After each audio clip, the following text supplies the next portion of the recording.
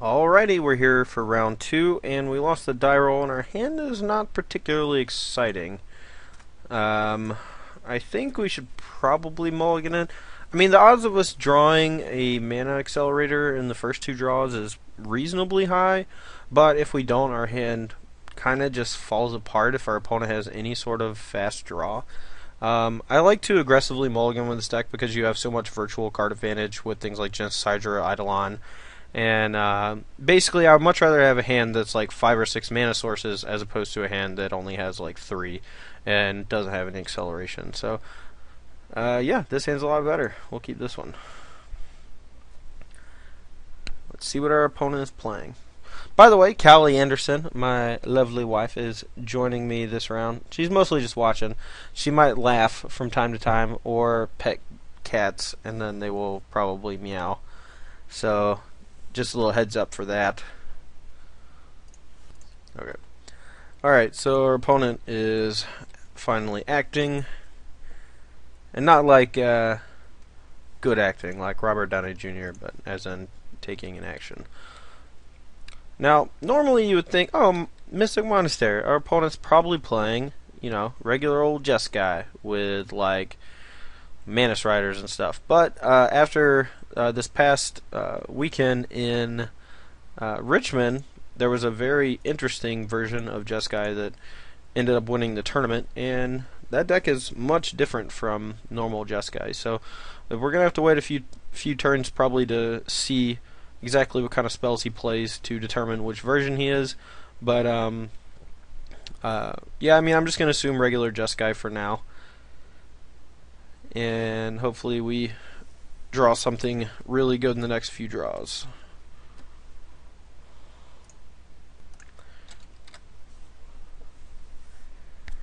Alrighty. Well, if he just attacks with Seeker, it's pretty unlikely I block. He could have a number of things that can pump it for, minimal value, and I'd rather not lose my mana accelerator, and it's only 2 damage. We're going to hopefully mitigate some of that with our Courser. And, let's see what he's doing here. Second main. Breemaz. Ooh. That's pretty good. Well, we could just play 2 Sylvan Caryatids this turn and then play a big Genesis Hydra next turn. That might not be so bad, but I think I want to get this Courser into play and start getting some life. And if the top card is bad, we can shuffle it away with Windswept Teeth. Yeah, Breemaz is pretty good against us in the early turns of the game. We don't have much removal, and if he has a way to, slow us down or kill our creature, then we don't even have a blocker. Well, Doomwake Giant's not so bad, but I'm not exactly excited about it. It will be able to hopefully kill off one of his, or maybe 2 of his Breemaz tokens, depending on when we actually want to cast it. But, yeah. So it looks like he's just regular Jeskai, maybe a little more control-y, maybe has counterspells main deck. We're probably just going to take 5 here and block his token. I don't really want to get my Courser Magma Jetted or Jeskai Charmed, but maybe that's not so bad because I can just untap and play Doomwake Giant. And if he had Jeskai Charm, let's see, he might just pump his whole team and give him lifelink. If he does that, then I just get to untap Doomwake and kill his Cat Soldier, and I have a big blocker. And that also means he doesn't have a counterspell at the ready as well. There potentially could be main decking Disdainful Stroke or Nullify. Okay, this guy is playing a really weird version. Looks like he's gonna Devouring Light my guy. Probably gonna take that back. Maybe not.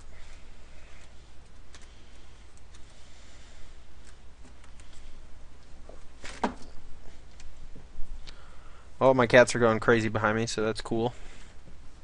Alright, so it looks like he's just going to Jeskai Charm, pump his guys. I'm actually more okay with that than him putting Courser on top of my deck, to be quite honest. I just want to get my guy into play. But he did, kind of play last turn like he had Devouring Light in his hand, so this is going to be an interesting next turn.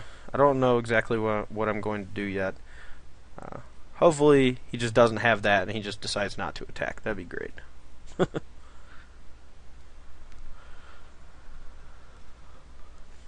Alternatively, we could just play double Sylvan Caryatid, block some cat soldiers, play Doomwake next turn, but I don't know.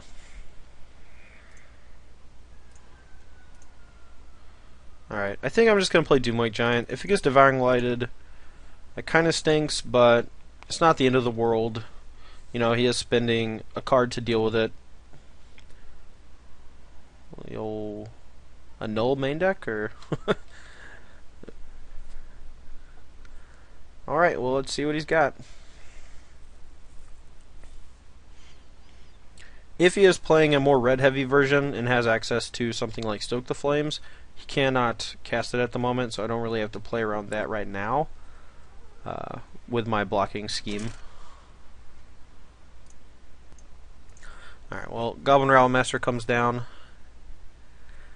I guess I really need to Genesis Hydra into a...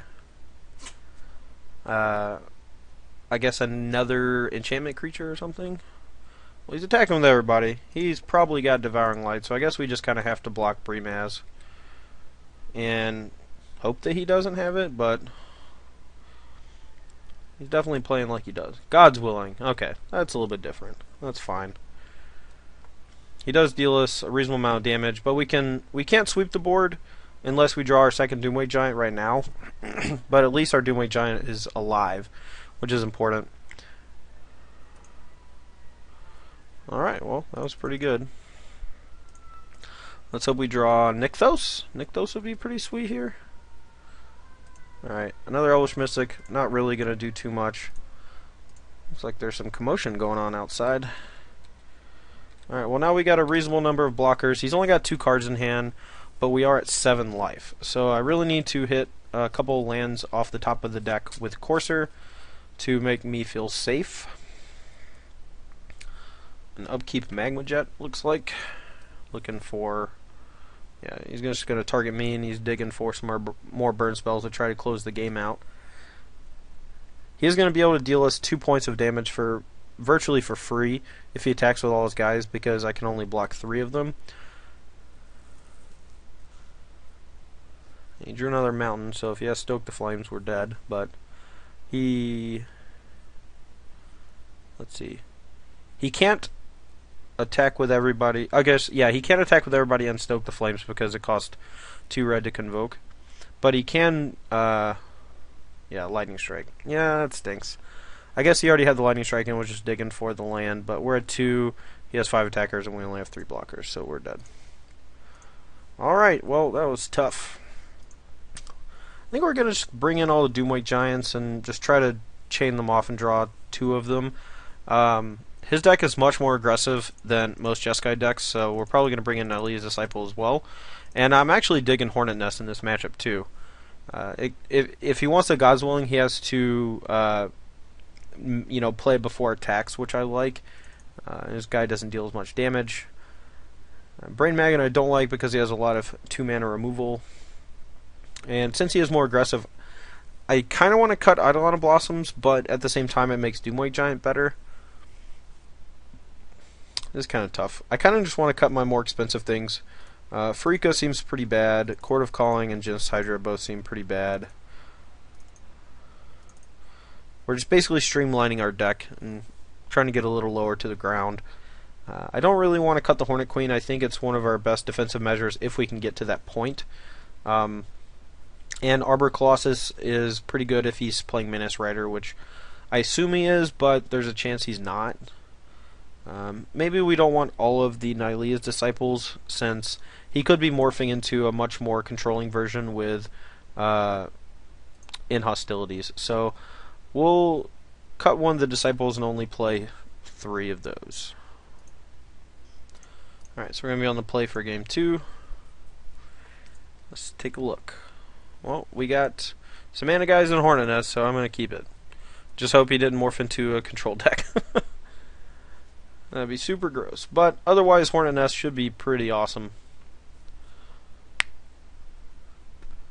We do have a free roll scry here at some point in the first few turns if we don't end up needing to play our force to play something on curve. And hopefully that'll keep us from flooding out too badly and help us find a Pelucranos or a Doomwake Giant. Alright, let's lead here with Elf. And I'm probably going to play Mystic on 2 and a Scry instead of the Hornet Nest. Since we're on the play, you know, unless he plays something like Monastery Swift Spear or something if he's really aggressive. I do like the look of my opponent's deck though, it does look pretty cool. Alright, let's go.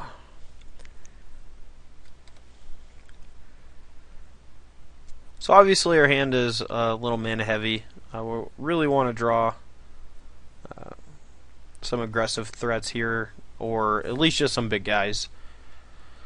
But our deck does have a lot of air in it, and we did cut the 2 Genesis Hydras and 3 Court of Calling, so our deck is a little more prone to flood in these matchups when we have to board like that.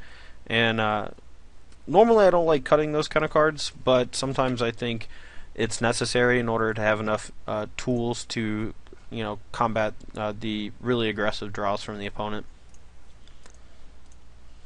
See what we draw. Another forest. That's not what I want to draw. Huh. Alright, fine. Let's get the Sylvan Keratin into play. Oh, he's just fetching so he can F6. Wish he had done that on his turn.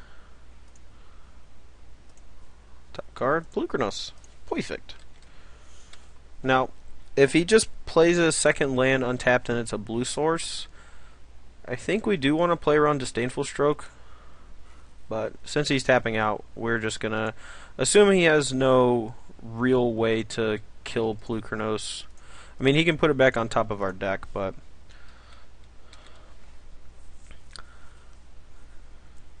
I guess he could potentially have Banishing Light, and then I'm going to feel like a fool for cutting all my Reclamation Sages, but not really. The card is pretty lackluster in these matchups when they don't have access to Chain to the Rocks.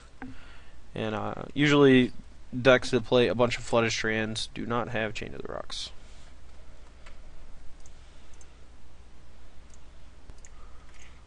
Alright, well, it looks like Mantis Rider or Jeskai Charm. Mantis Rider it is. What's really cool about Pelucranos is we can actually use it to fight our Hornet Nest, I think. Oh wait, no, this only hits opposing creatures. Never mind. Womp womp. But we can race that Mantis Rider. We can Monstrous and fight the Seeker while he's tapped out. Ooh, actually I think that gives us enough. Let's see, that's 4, 5, 6, 7. Yeah, we can actually kill the Mantis Rider. So we are gonna do that.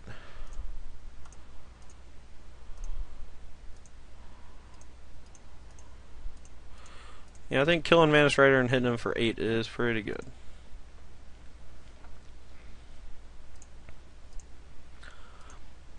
Small chance he gets to, you know, do some racing stuff with the Seeker by playing a burn spell or 2 and gaining some life, but hopefully the Hornet Nest will shut that down next turn. And Eidolon Blossoms. Alright, well, I'm pretty confident that he's going to put Pelucranos on top of the deck with Jeskai Charm. And if he doesn't, then he's probably dead anyway. So we're going to try to get full value out of our Nykthos while we can. Start with Eidolon.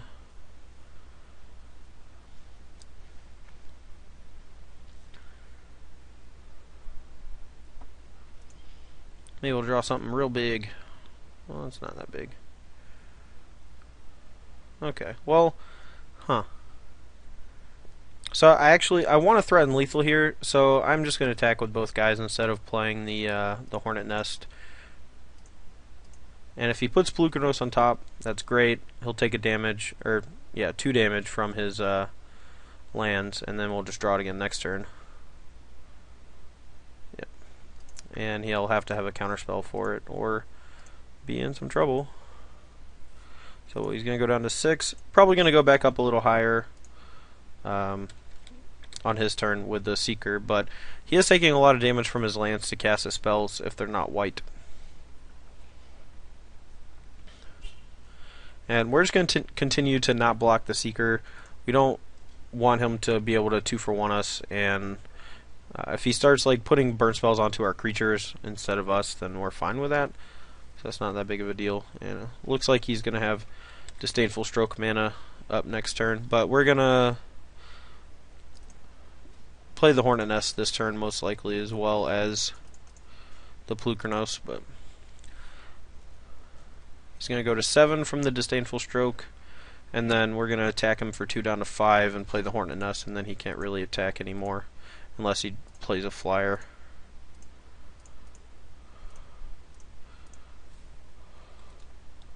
Since almost all of his removal seems to be damage based, and the Seeker does not have flying.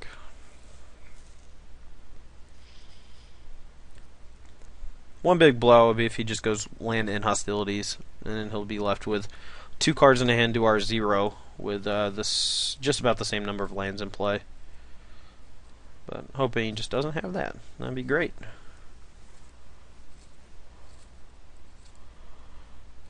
Alright, well, looks like we're going to play the Draw-Go game. And we drew an Eidolon. We'll lead with this, hopefully draw into a Courser or a Doomwake Giant. That'd be great. Another land. I'm gonna hold on. No, I'm gonna put this into play. That way, if we draw a Courser and we get stuck with a land on top, you know, we get to shuffle it away.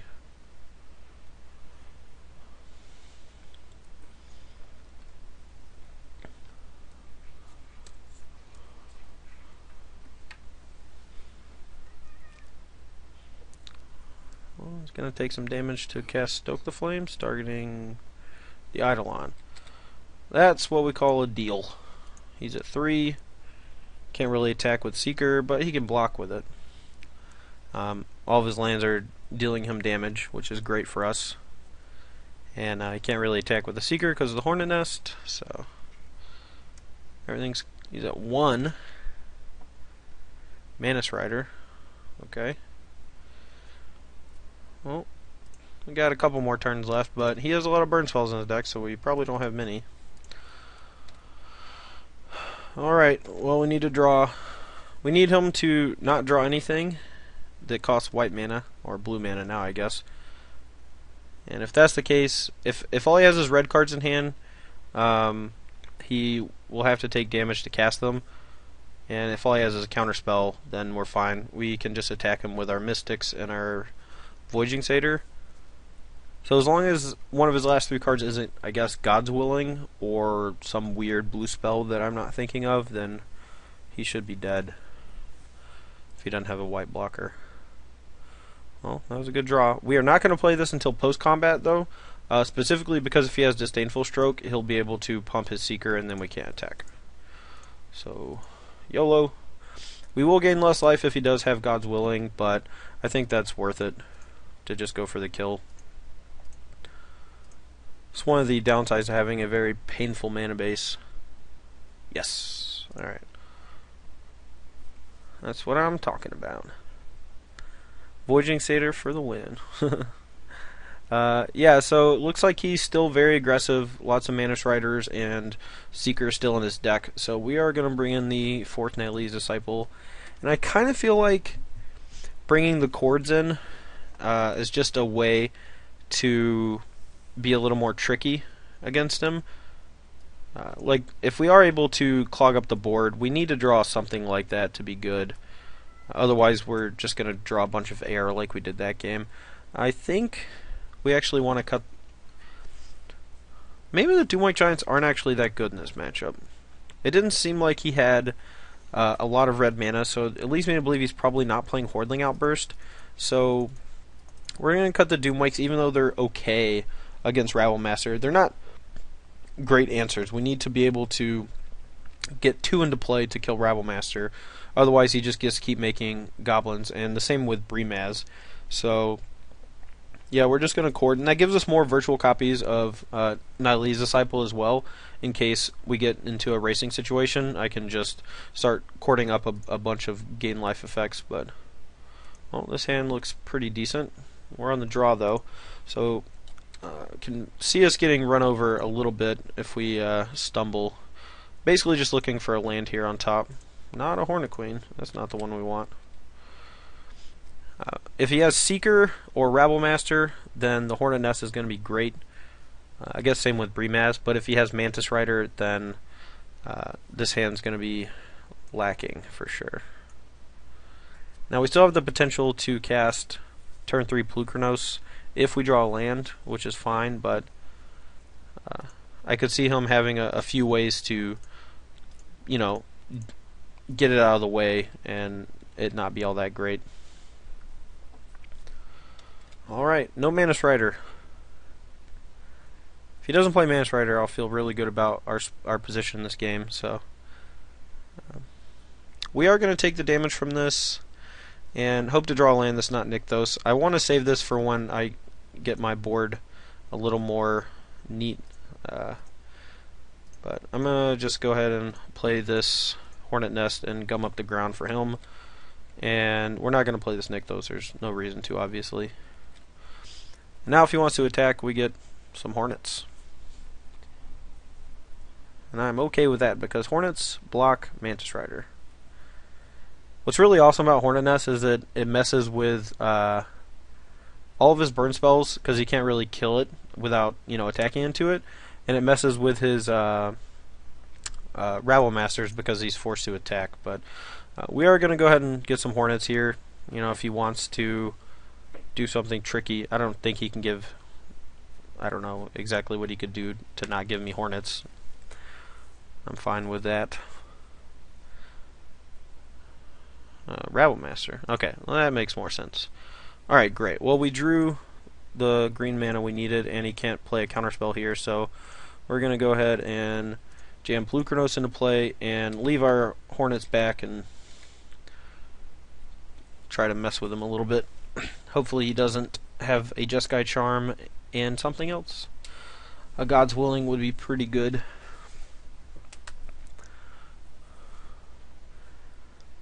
Looks like we're just going to get to eat a goblin. I am okay with that.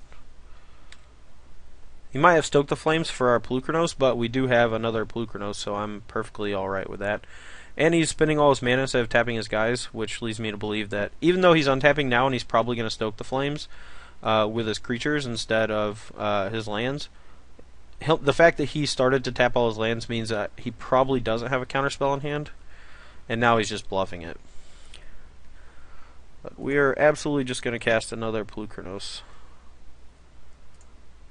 If he has a counterspell, that's fine. I'm just going to go ahead and play this forest, or this Windswept Heath and get a forest. I don't really want to tap my Caryatid in case I need to block with it. We could be wrong about him not having a Disdainful Stroke and him just realizing his mistake immediately, but yeah. I guess it makes it more likely as Stroke if he was about to do something and then untapped as opposed to just running a bluff. Maybe we'll get this Eidolon going. Unfortunately, Rabble Master is going to start to make a bunch of tokens if he's able to kill my Eidolon, but I don't really want to trade either of my insects for these guys because they're so valuable. Alright, well, let's try an Eidolon. He's only got 2 cards in hand. It looks like he's F6'd, which is great. And we're just going to go ahead and play another Caryatid. And now we can kind of keep his Rabble Masters under control. He also can't really play another Rabble Master because that forces his first one to attack. Alright, well, we're going to eat one and block another with a Caryatid. And now we're going to start going a little ham. Hopefully we draw some good cards off of this Eidolon and we get to go Nykthos crazy. Huh, yeah, I like that. Alright, well, we're going to make a bunch of green mana. And then we're going to play a Courser. Draw some cards. I don't really want to draw that Voyaging Satyr, but I guess I'll take it. And I could just play another Courser, or I can play a second Nykthos. I think I'm just going to play the land off the top with the Courser, and that drew me into another Eidolon. So this is going great. And a Hornet Queen. Awesome. So our next few turns are going to be fantastic. even if he has a Wrath effect now, we're in great shape. I think I can actually afford to attack with my insects, or at least one of them. Maybe both. Alright, we'll attack with both. We're at 18, we're going to be getting 2 life a turn, and he's just flooding out miserably. And if he casts Anger, that's fine. Yeah. So he's going to attack with his Rabble Master and some tokens. We'll probably trade one of our coursers for the Rabble Master and just eat all his other stuff up.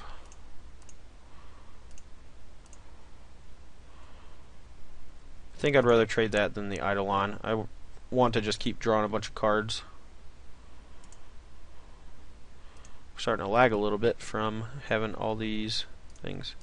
Oh, okay, good games. I guess he wants to concede, but gonna make me play it out. So we will start with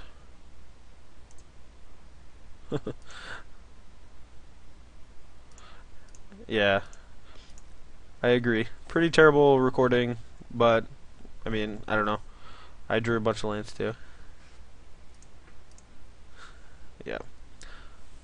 Alright, well, we're gonna keep playing. No problem, buddy. Until he concedes, we're just gonna keep casting stuff, I guess.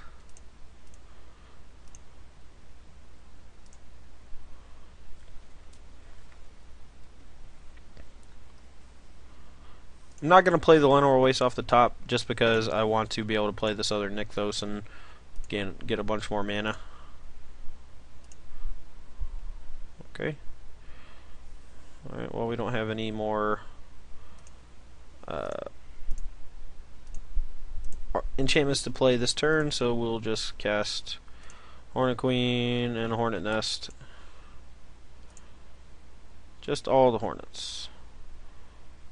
And I guess not even bother playing the Voyaging Satyrs or anything. I'm starting to lag a little bit. I'm just going to battle with all our guys. Don't really mind too much if he wants to trade his guys off.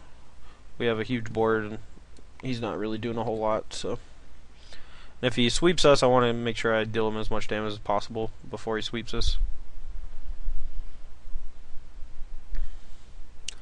I will say that I severely dislike it when someone says good games and then does not concede.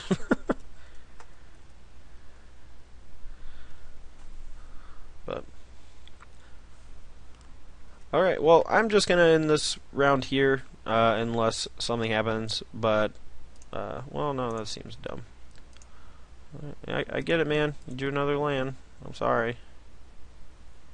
So, I don't know what to say. But, yep.